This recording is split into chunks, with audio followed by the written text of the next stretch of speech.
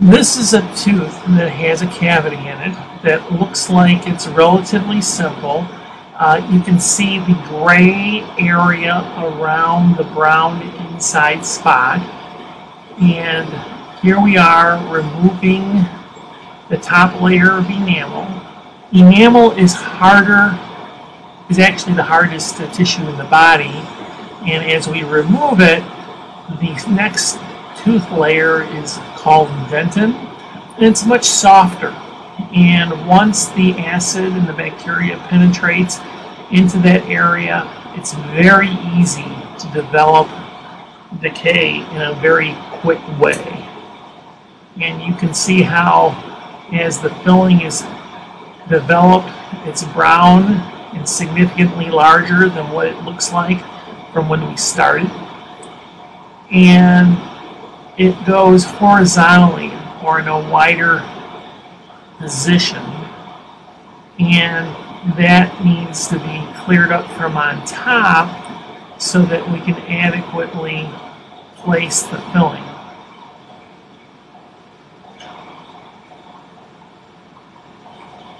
That's about 2 millimeters deep,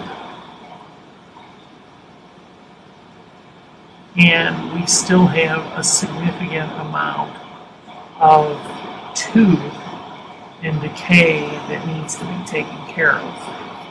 Now, teeth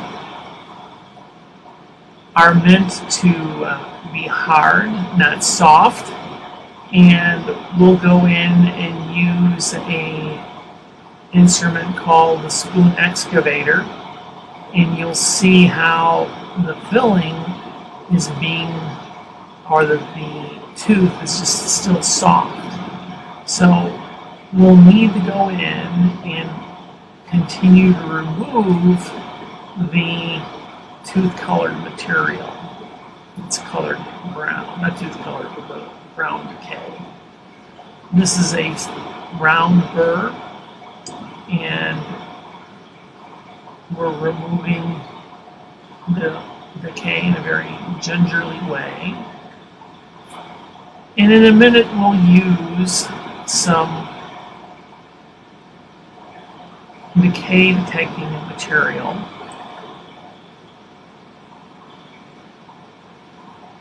to make sure that it's all out.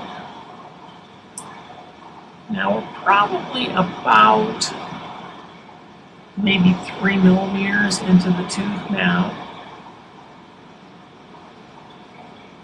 And as we get deeper in this particular area, typically it's not a problem.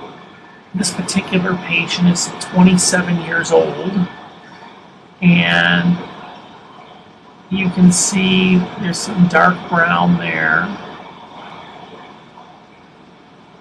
And we put in a decay detector, and anything that's still green is considered decay that could continue to develop underneath the filling. And you notice it's all the way around the sides as well as in the dark brown area.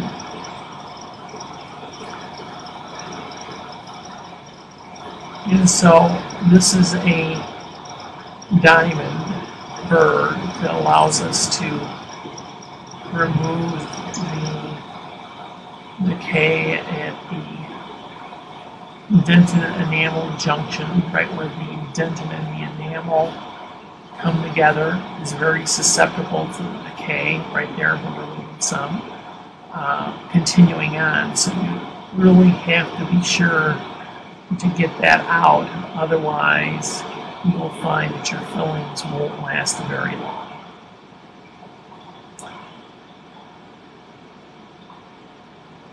And we go back to using the round burr, cleaning that up, and as we do, you'll notice that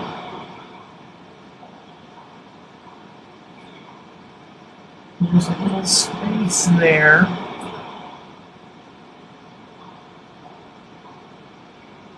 It has like a whitish corner, grayish corner right there.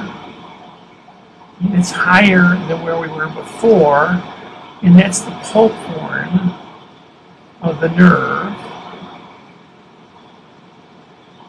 And we're looking at that. There's no bleeding.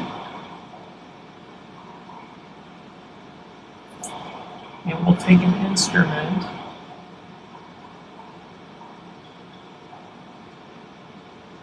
and determine where we are. You can see that there's just a little hair of a hole there, and that's where the nerve is. There's still no bleeding. And if we continued, we would end up pulling the pulp chamber. And we need to double check and make sure that the other area of the tooth that has any soft tooth structure. You can see we're still peeling out areas of decay there. And so we finish removing as much decay as possible, and we will come back and put in a dressing. Different people use different things for pulp caps. The most popular and traditional is some sort of calcium hydroxide. Some people actually put filling directly over it. That doesn't seem to work out very well. Vitribond, which is a glass ionomer that bonds the tooth. The dentin also is very popular, which is what we'll be placing here. And we'll go ahead and place a layer of the Vitribond. And the nice thing about it is that you don't have to put any conditioner or anything. Once it's clean, you can put the Vitribond directly there, light cure it, come back and clean up the sides, and then put in your normal filling. And it flows everywhere quite nicely. And the idea is for the tooth to develop more dentin around the area of the exposure. And there's the creamy pulp cap. And we'll go ahead and clean up. And you can see that's bonded and cured. And now we'll start to replace the self etching primer. This is a clear fill SE bond.